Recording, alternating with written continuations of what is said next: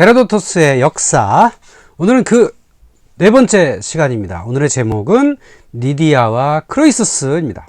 리디아라는 나라가 있었습니다. 바로 그 소아시아 반도의 서부에 사르데이스를 수도로 한 국가였는데요. 페르시아가 번성하기 전에 이 지역의 패권을 잡고 있던 그 국가였죠. 그 나라의 최전성기에 또 가장 마지막 왕이었던 크로이수스에 관한 일화를 헤로도토스는 이 책에서 싣고 있습니다. 그럼 리디아가 어디냐? 지금 그 소아시아 반도의 이오니아 지역이라죠. 이오니아 지역 바닷가에서 한 30km 정도 내륙으로 들어가면 사르데이스라는 도시가 있는데요. 그곳이 어떤 곳이냐면 바닷가에서 평지가 쭉 이어지다가 갑자기 산이 만나는 아주 그 나라를 통치하기 좋은 지정학적 아주 유리한 위치에 자리 잡고 있습니다. 이 사르데이스라는 도시는 이 헤로도토스 시절부터 그 이후까지 비잔틴 시대까지도 상당히 중요한 도시로 여겨져 왔고요. 오늘날에도 가보면 비잔틴 시대의 교회 유적지도 있고 아르테미스 신전의 기둥들이 남아 있습니다. 저도 이곳에 방문을 했었는데요. 상당히 좋은 위치에 있고 방어에도 유리하고 앞에 넓은 평원이 있어서 그 평원을 다스리기에 아주 좋은 곳이기도 합니다. 소크라테스 제자 중에 크세노폰이라는 사람인데 그 사람이 쓴 아나바시스라는 책이 뭐냐면 페르시아 원정기라고 이렇게 번역되는데 아나바시스의 원래 뜻은 올라가기란 뜻입니다. 그러니까 사르데이스까지는 바다에서 평지로 이어지다가 사르데이스부터 이렇게 뒤에 높은 산이 이루어졌고요. 이 산지부터 고원지대입니다. 고원지대로 동쪽으로 계속 가면 페르시아의 수도인 수사까지 이어지는 그 왕의 길이라는 것이 되었던 그런 장소입니다. 그러니까 수사에서 출발해서 그 길을 따라 끝까지 오면 사르데이스가 종점이었다는 거죠. 그만큼 이 사르데이스는 소아시아 반도의 중요한 것이었고 그것을 수도로 삼았던 나라가 리디아였습니다. 자, 그 리디아의 왕조에 관한 이야기를 헤로도토스는 이제 싣고 있는데요. 거기에 기게스와 간다울레스라고 하는 인물들이 있습니다. 원래 이 리디아는 헤라클레스가 시작되었다라고 이렇게 이야기하고 있는데요. 당시 지중해는 헤라클레스를 시조로 하는 나라들이 꽤 많았습니다. 그래서 이제 헤라클레스가가 이제 리디아를 통치하고 있었는데 그 마지막 왕이 칸다울레스였던 거죠. 그러니까 이 헤로도토스가 싣는 이야기로 하면 칸다울레스는 아마 이제 나라도 부강하고 하니까 좀 교만에 빠졌겠죠. 뭐 그래서 자신의 아내가 워낙 아름다워서 그것을 자기네 부하인 기게스한테 보여주고 싶다. 그런 음모를 꾸몄습니다. 그래서 자기 침실에 있을 때 몰래 기게스 보고 이렇게 숨어 있어라 라고 명을 내리죠. 그랬는데 이제 간다울레스와 아내가 이렇게 있을 때 기게스가 훔쳐보고 있다는 것을 이 아내는 눈치를 챕니다. 그래서 자기 남편에 대해서 괘씸하게 생각하고 이제 둘이서 기게스와 아내가 왕비가 모의를 해가지고 칸다울레스 왕을 해치우는 이런 이야기를 이제 싣고 있습니다. 그래서 헤라클레스가는 이로써 단절이 되고 기게스로부터 출발한 새로운 왕조가 탄생을 했다. 이렇게 이제 설명을 하고 있죠. 이 기게스라는 사람의 이야기는 이때로부터 몇십 년 후에 플라톤이라는 사람의 국가라는 책에 또 나옵니다. 그러니까 이 헤로도토스 시절에는 플라톤 아직 탄생도 하지 않았었던 나이죠. 그러니까 아마 이 기게스가 굉장히 유명했던 모양입니다. 그래서 플라톤은 좀 다른 식으로 각색을 했는데요. 기게스의 반지라는 이야기로 국가에 등장을 하는데 기게스라는 사람은 원래 이제 칸다울레스 왕의 목동이었다 이렇게 나옵니다. 그래서 이 기게스가 어느 날 양을 몰고 지나가고 있는데 갑자기 지진이 나가지고 봤더니 큰 그 동굴이 뚫렸더라. 그래서 그 동굴에 이렇게 들여다봤더니 그 안에 거인이 죽어 있었는데 거인의 손가락에 반지가 하나 껴 있더라.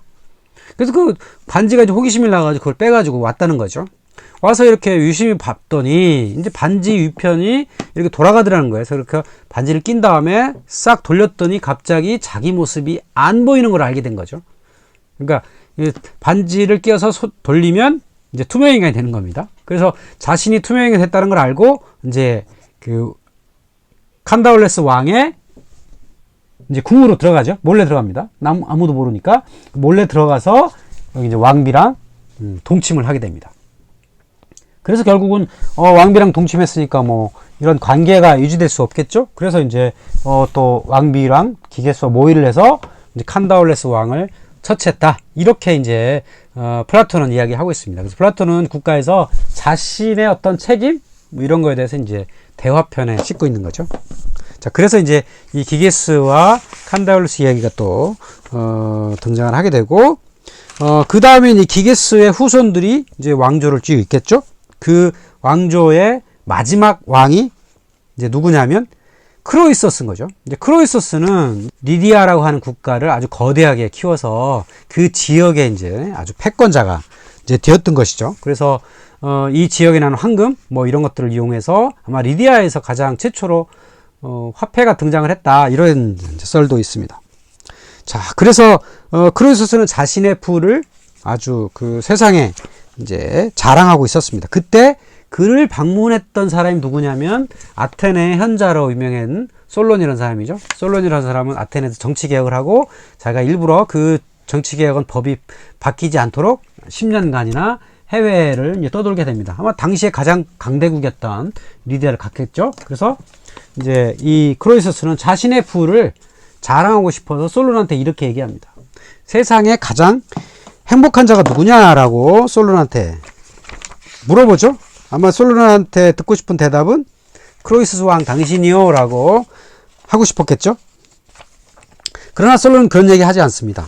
이제 크로이서스가 이렇게 물어봅니다. 아테나에서 온 손님이여, 그대의 지혜에 관한 소문은 우리도 익히 들어 알고 있어. 우리는 또 그대가 지혜를 사랑한 마음에 세상을 구경하고자 여러 나라를 방문한다 했다는 말도 들었어.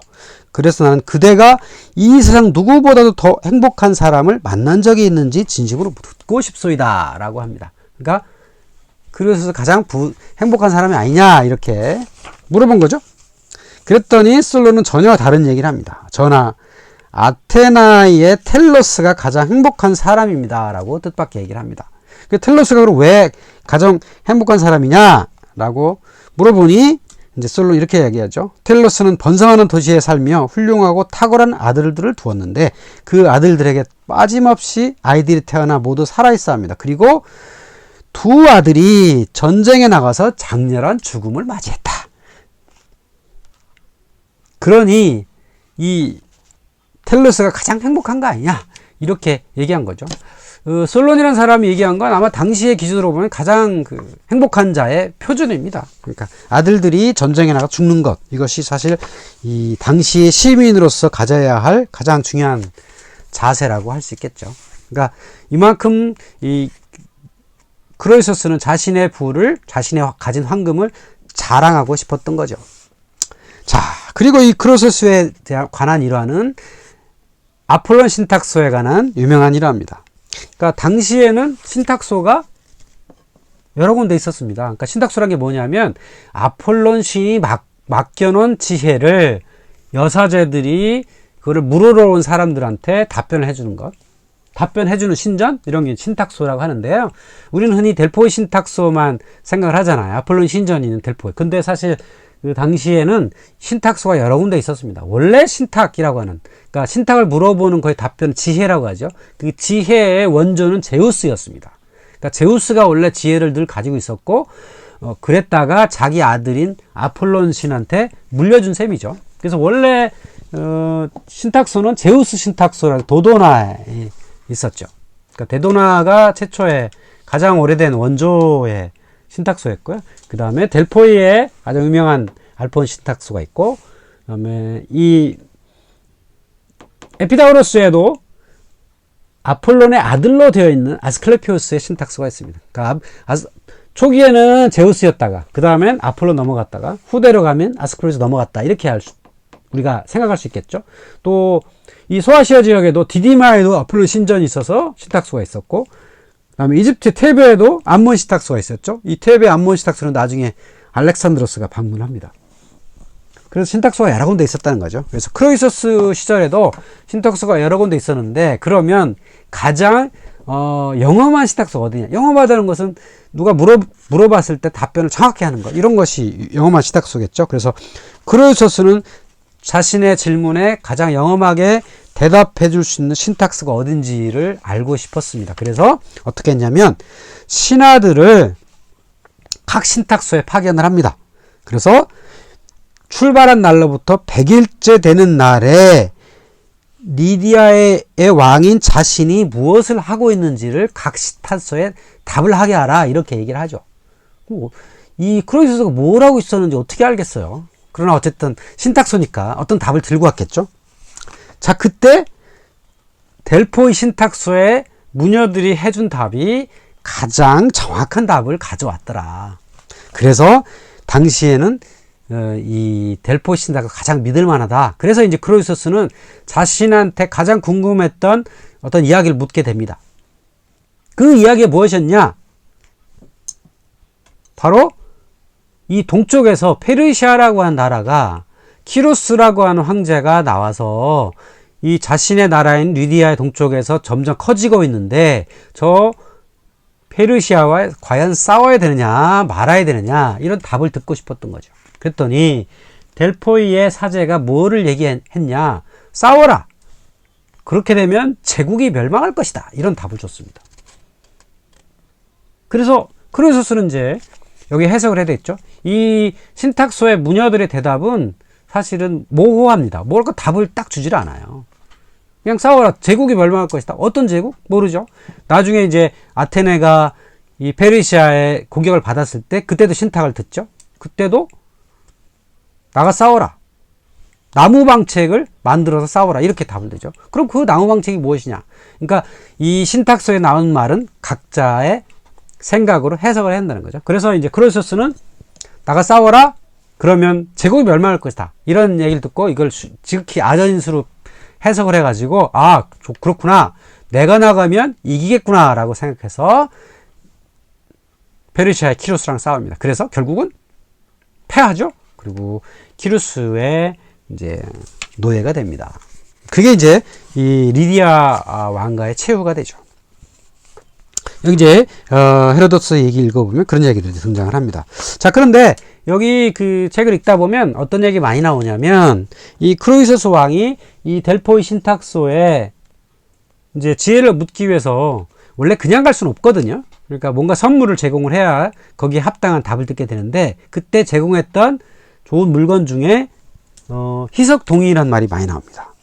그러니까 당시에는 와인이 음료잖아요. 그러니까 음료를 마시는데 이 와인을 원액을 그냥 마시면 안 돼요. 그러니까 알코올 도수가 높기 때문에 그냥 마실 수는 없고요. 그거를 물을 타가지고 마시는 게 기본적인 룰이었습니다. 그래서 보통 이제 와인은 이 암포라라고 하는 그릇에 담아서 이제 이동을 하게 되죠. 그래서 보통 이제 이런 그 독이 그림은 아테네에서 많이 만들었던 특산품이었는데, 이 독이 그림에 이제 이런 그 아킬레스가 싸우는 장면, 이런 장면 그려가지고 수출했죠. 여기다가 이제 와인을 담아 수출했는데, 이것을 이제 가져다가 배에 실어서 이제 이렇게 이동을 하게 되는데, 이거를 이제 잔치나 같은 데는 이 암포라에 있는 와인을 이제 물과 보통 3대1로 섞어서 마시게 됩니다. 어린이들은 뭐 5대1, 6대1 이렇게 하게 되고요. 이렇게 와인을 이제 물과 3대1로 섞어서 이제 여기 희석동이 물그릇이 있죠. 그 다음에 여기 희석동이, 크라테르라고 하는 희석동이에 물을 섞어서 이거를 이제 작은 병에, 주전자에 담습니다. 주전자에 담은 다음에 이제 잔치 석상에서는 이제 요 잔이죠. 하일릭스, 그 다음에 스키포스라고 하는 작은 잔에 넣어서 이제 마시게 되는 겁니다.